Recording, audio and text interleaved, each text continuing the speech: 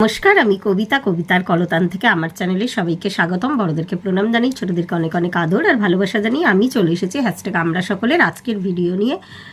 অনেক দিন বন্ধ ছিল, 25 তারিখ থেকে আমাদের ভিডিও দেওয়া বন্ধ ছিল হ্যাশট্যাগ আমরা সকল পরিবারের। আর আজকে 2024-এর প্রথম দিন, তো আজকে আবার টপিক দেওয়া হয়েছে, দিদি রঞ্জনাদি দিয়েছেন সুন্দর একটা টপিকটা হচ্ছে যে নতুন বছরের শুরু হলো। পুরনো বছরে মানে একটা বছর কাটিয়ে একটা গোটা বছর কাটিয়ে তার সাথে অনেক স্মৃতি, ভালো লাগা, খারাপ লাগা সব কিছুই থাকে আর কি। তো আবার আমরা কি করি, নতুন বছরে পদার্পণ করি। তো নতুন বছর মানে নতুন একটা সুযোগ, নতুন করে বাঁচা। তো এটা নিয়ে টপিক, আমি এক্স্যাক্ট লাইনগুলো বলতে পারলাম না। তো এই ধরনের আর কি টপিক, এটা মানে একটা করে মানে একটা ফ্রেশ স্টার্ট আর কি। তো সেটা নিয়ে কি অভিমত, সেটাই এখানে আজকের আলোচনার বিষয়বস্তু। তো সত্যি সত্যি আমরা যে কোনো কিছুই আমাদের সামনে এসে উপস্থিত হয়, কোনো সিচুয়েশন, কোনো মানুষ, কোনো যে কোনো কিছু, কোনো ঘটনা, কোনো জিনিস, প্রত্যেকটা থেকেই কিছু না কিছু আমরা লার্নিং পাই। তো 2023-এও অনেক কিছু লার্নিং আমরা পেয়েছি, অনেক কিছু সবাই, শুধু আমি তুমি এরম কোনো ব্যাপার নেই, প্রত্যেকেই। যেহেতু আমরা মানুষ, ভগবানের শ্রেষ্ঠ সৃষ্টি আর কি, ওই জন্য এই বোধটা আমাদের আছে।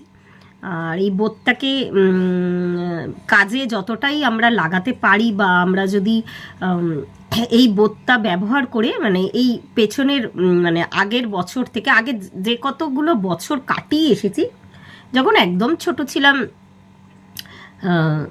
সেইভাবে কিছুই আর কি বুদ্ধি বৃত্তির বিকাশ হয়নি, বাবা মার আন্ডারে ছিলাম, একদম ছোট বাচ্চা শিশু যখন, সেই রকম কয়েকটা বছর ছাড় দিয়ে এতগুলো বছর আমরা প্রত্যেকেই যারা আস্তে আস্তে আমরা ম্যাচিওর হচ্ছি, অনেকটাই ম্যাচিওরিটির পথে আর কি। হয়তো বয়সের দিক থেকে ম্যাচিওর হলেও আমরা অনেক সময় কি করি না, ঠিক আমরা মানে আমাদের বয়সোচিত কাজ হয়তো করি না, মানে ঠিক ম্যাচিওরিটির পরীক্ষাটা যখন আমাদের সামনে, যে কোনো পরীক্ষা আসে বা টেস্ট আসে, হয়তো সেটাতে আমরা ফেলিওর হয়ে যাই।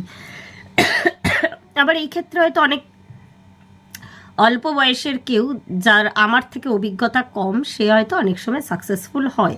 তো এই ক্ষেত্রে অনেকগুলো বিষয় জড়িত আছে। ওই যে বললাম লার্নিং, জীবনে যে কোনো কিছুই এসে উপস্থিত হোক না কেন, সব কিছু কোনো কিছুই কারণ ছাড়া, এটা আমার ভীষণ দৃঢ় বিশ্বাস আর কি, কারণ ছাড়া কোনো কিছুই হয় না। সব কিছুর জন্যই বা মূলেই একটা কিন্তু কারণ থাকে। আর যেটা আমি এই কয়েক বছরে শিখেছি, বিশেষ করে 2023-এ শিখেছি, ফোর্সফুলি কিছু হয় না। মানে তা বলে এই নয় যে আমি হাত পা ছেড়ে বসে থাকবো, কোনো সিচুয়েশনকে না ফোর্সফুলি আর কি নিজের দিকে টার্ন করানো ঠিক নয়। সেটা হয়তো সাময়িক ভালো হলেও আমি দেখছি হয়তো সাময়িক ঠিক হচ্ছে, আবার দুদিন পরে গিয়ে কিন্তু সেটা সমস্যার জায়গায় নিয়ে ফেলে। তো যে জিনিসগুলো আমাদের 2023-এ আমাদের শিখিয়ে গেছে, এর আগের দিন আমি আলোচনা করেছি, 2023-এ আমার জীবনে আমি অনেক মানে ডিসিশনগুলো হয়তো অনেক দৃঢ়ভাবে নিতে শিখেছি। আগে যেগুলো অল্পতেই ভেঙে পড়তাম, তা মনে হতো যে এই জিনিসটা যদি আমার সাথে না হয় তাহলে প্রবলেম হবে, বা সরি একটু অসুবিধা হচ্ছে কথা বলতে গিয়ে, এখনো শরীরটা ঠিক হয়নি মানে এখনো পুরো মানে একদমই সেইভাবে কিওর হতে পারছি না, এতদিন হয়ে গেল। এক সেকেন্ড।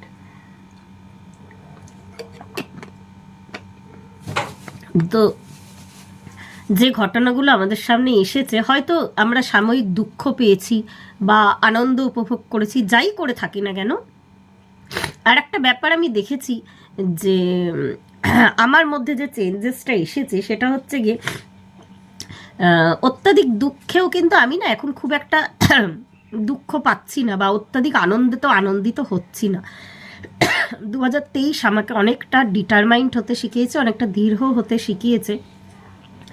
আগে হয়তো অনেক কিছুর সাথে ইমোশন জড়িত ছিল, এখনো যে নেই আমি তা বলবো না, সেগুলোকে আমি কন্ট্রোল করতে শিখেছি। এটা আমার মনে হয় 2023টা আমার কাছে মানে কিভাবে জীবনে ব্যালেন্স করে চলতে হয় সেটার একটা স্টার্টিং পয়েন্ট আর কি, মানে শুরু হয়েছে আর কি। মানে আমি এই জার্নিটা আমি নতুন করে শুরু করলাম, কি করে ব্যালেন্স লাইফ লিড করতে হয়। ওই যে বললাম, কোনো পরিস্থিতি, কোনো ঘটনা বা যে কোনো কিছু তুমি যখনই চাইছো যে এটা আমার ফেভারে আসুক বা এটা হলে আমার ভালো হতো, সব কিছুই ডিভাইন প্ল্যান। কোনো কিছুকে ফোর্সফুলি আমি করব না, আমি আমার কাজ করে যাব। আমার এটা লার্নিং 2023, আমি নিজেরটাই শেয়ার করছি। আমি আমার কাজ করে যাচ্ছি, আমার সেই ঘটনার পরিপ্রেক্ষিতে আমার গ্রোথের জন্য যা যা করা দরকার আমি সেইগুলো করে যাচ্ছি, আমি চেষ্টা করে যাচ্ছি। এর থেকে মানে আমি আমার 100% দিয়ে চেষ্টা করে যাচ্ছি, আমি এইটুকুই বলতে পারি। আর নতুন সুযোগ, ওই সবসময় নতুন মানেই আর কি পুরনো যা কিছু আছে, আমরা অনেক সময় বাড়ি ঘরদোর ক্লিন করতে গিয়ে না পুরনো জিনিসকে ধরে হয়তো ফেলে দিই, কিন্তু ফেলে দেওয়ার আগে অনেক সময় অনেক কিছু ডকুমেন্টস বা অনেক জিনিস না একবার আমরা চোখ বুলিয়ে নিই যে সেটা সত্যি দরকার কি না। এটা আমরা সবাই করি, যেটা দরকার দেখি পড়ে বা জিনিসটা আর কি ওপেন করে যে না দরকার নেই, তাহলে আমরা সেটা থ্রো করে ফেলে দিই। আর যদি দেখি দরকার আছে তাহলে কিন্তু সেই জিনিসটাকে আমরা ফেলি না। মানে যেটাকে নিয়ে চলার সেটাকে অবশ্যই 2023-এ ছিল, সেটা 24-এও থাকবে, পরবর্তী বছরগুলোতেও যদি সেই সিচুয়েশনটা বা সেই জিনিসটা বা সেই ব্যক্তিটা আমার জীবনে দরকারি হয় তাহলে অবশ্যই, আর যদি ডিভাইন প্ল্যান থাকে তাহলে অবশ্যই নিয়ে, মানে আমার সাথে সাথে ঘটনাগুলো প্রবাহগুলো চলবে। আর যদি দেখা যায় যে না মানে সেটা আমার ক্ষেত্রে আর কি ঠিক নয়, তাহলে সেখানেই সেই ঘটনা প্রবাহগুলো কিন্তু স্টপ হয়ে যাবে। তো আজকে একটা খুব সুন্দর লেখা আমার এক বন্ধু পাঠিয়েছে, যে পুরনো বছরে খুব আমার ভীষণ মনে ধরলো। আমি লেখাটা মানে এখন তো অতটা আমি পড়ে বলতে পারবো না যেহেতু আমার কাছে ফোন নেই। খুব সুন্দর একটা লেখা, আমার কাছে যদি আরেকটা ফোন থাকতো আমি পড়ে শোনাতাম।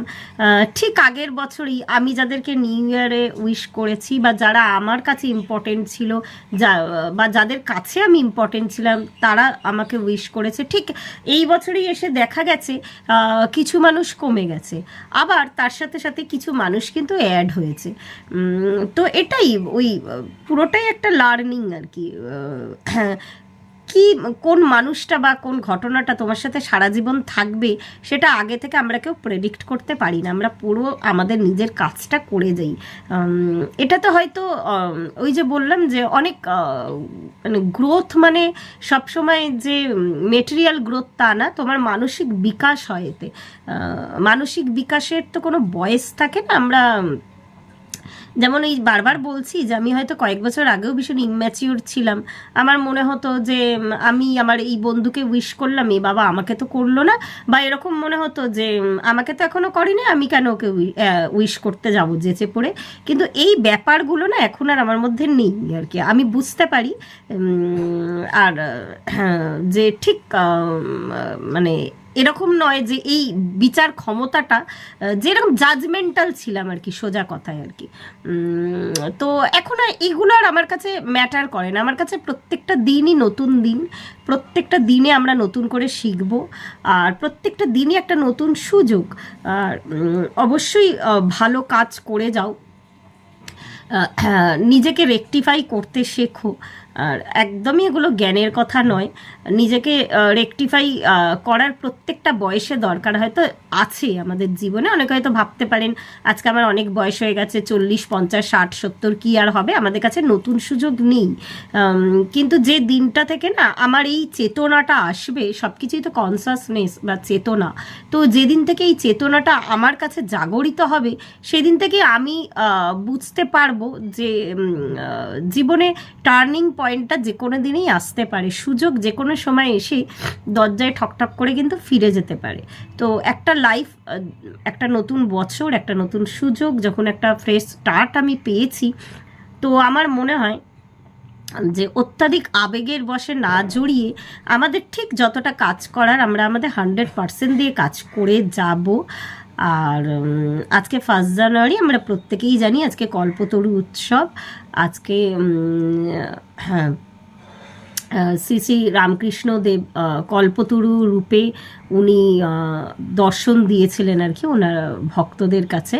তো কল্পতরু মানে মানে আমরা যদি সেই রকম কিছু আর কি রূপক হিসাবে যদি ধরি যে আমি যা চাইবো বা আমি যা উইশ করব সেটা পেয়ে যাব, সবসময় এটাও নয় যে পাবো না বা অলিক কল্পনাও করব না, ঠিক এটাই এই ক্ষেত্রে একটা ব্যালেন্স কাজ করে। যেমন কালকেই একটা ছোট্ট ঘটনা বলি আর কি। কালকেই আমি চাইছিলাম আর যে আমি দিদির হাত ধরে একটা প্র্যাকটিসে আছি। প্রত্যেক বছর নিউ ইয়ারে 12টার সময় কি করি, আমরা বন্ধুরা মিলে একটা ভিডিও কল করি। কিন্তু কেন জানি না কালকে না আমার দুপুর থেকে একটু মনটা চাইছিল যে যে প্র্যাকটিস, আমাদের একটা ছোট্ট গ্রুপ আছে, যে প্র্যাকটিসে আমরা আছি, আমরা সবাই মিলেই প্রত্যেকের জন্য একটা চান্টিং করি। তো সেটা চাইছিলাম আমি, সেটা যাতে রাত্রির 12টার সময় হয়। আর আমি সেটা কাউকে জানাইও নি, কিছুক্ষণ পরেই গ্রুপে মেসেজ এসছে আর কি যে ওরকম একটা চান্ট হবে 12টা থেকে।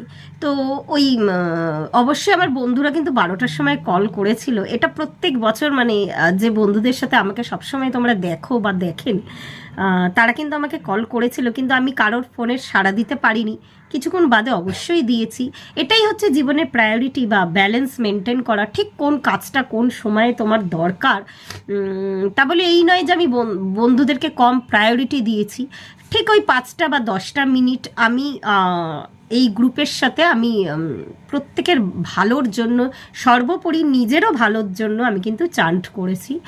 আর তারপরে ওদের আমি কল ব্যাক করেছি বা ওদের সাথে কথা বলেছি। তো ওই প্রত্যেকটা বছরই আমাকে শিখিয়েছে।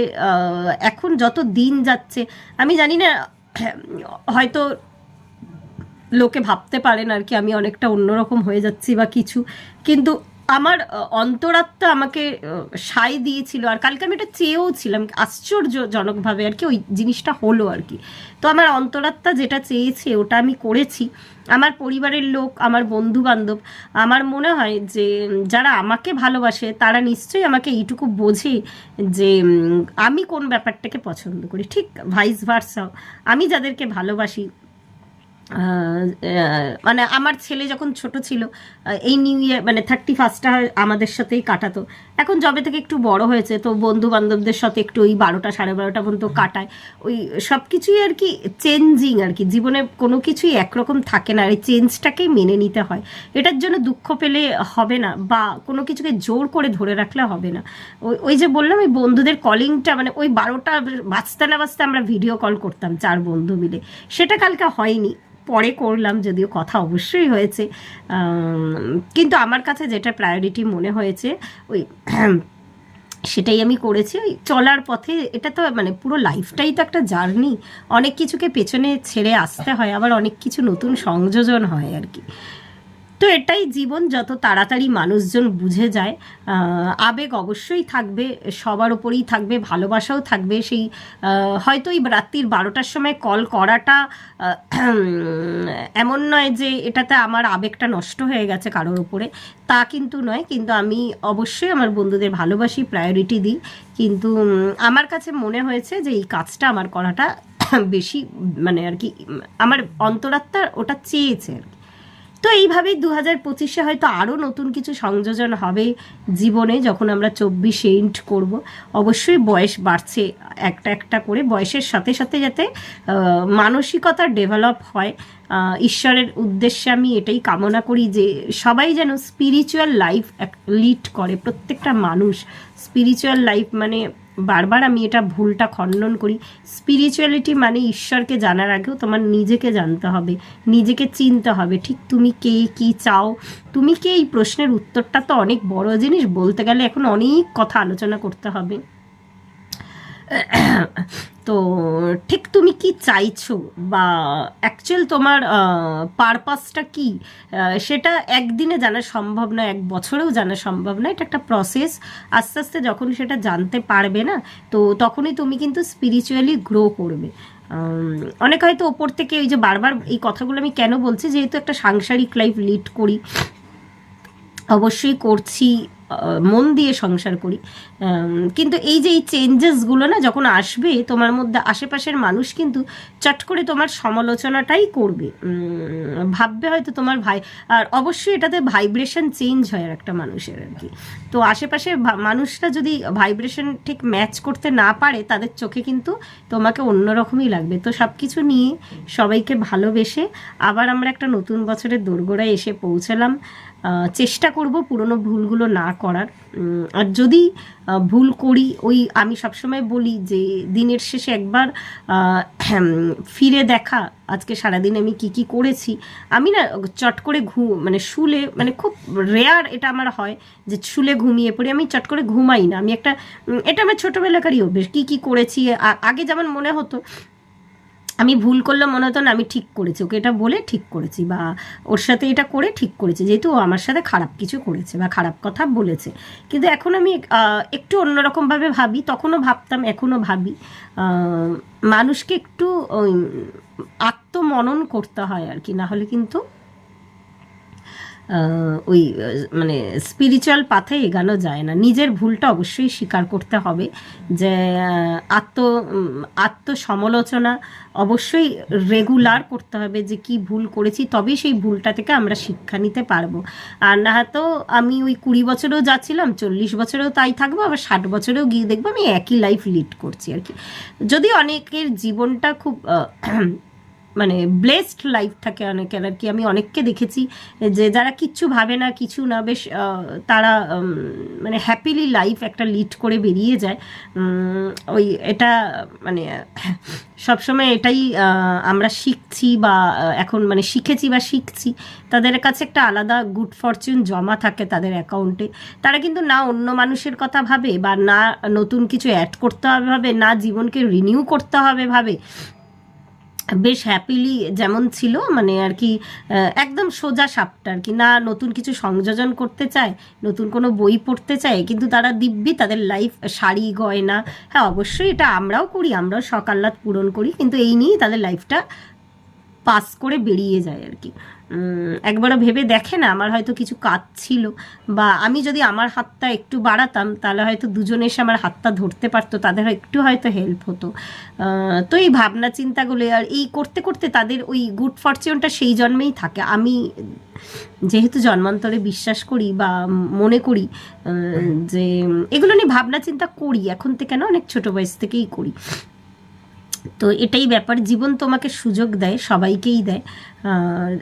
আমার কাছে দেখুন যে ব্যাপারটা হয়েছে আর কি, যতই কঠিন পরিস্থিতি আসুক বা যতই ঝড় উঠুক না কেন, আস্তে আস্তে আমি যে বলবো না আমি একদম উত্তেজিত হই না, চিৎকার চেঁচামেচি করি না, বা পুরনো ফর্মে ফিরে যাই না তা নয়, কিন্তু একবার নিজেকে দেখি আগের থেকে অনেক কমে গেছে ব্যাপারগুলো, নিজেকে রেকটিফাই করি, আবার পথ চলতে শুরু করি।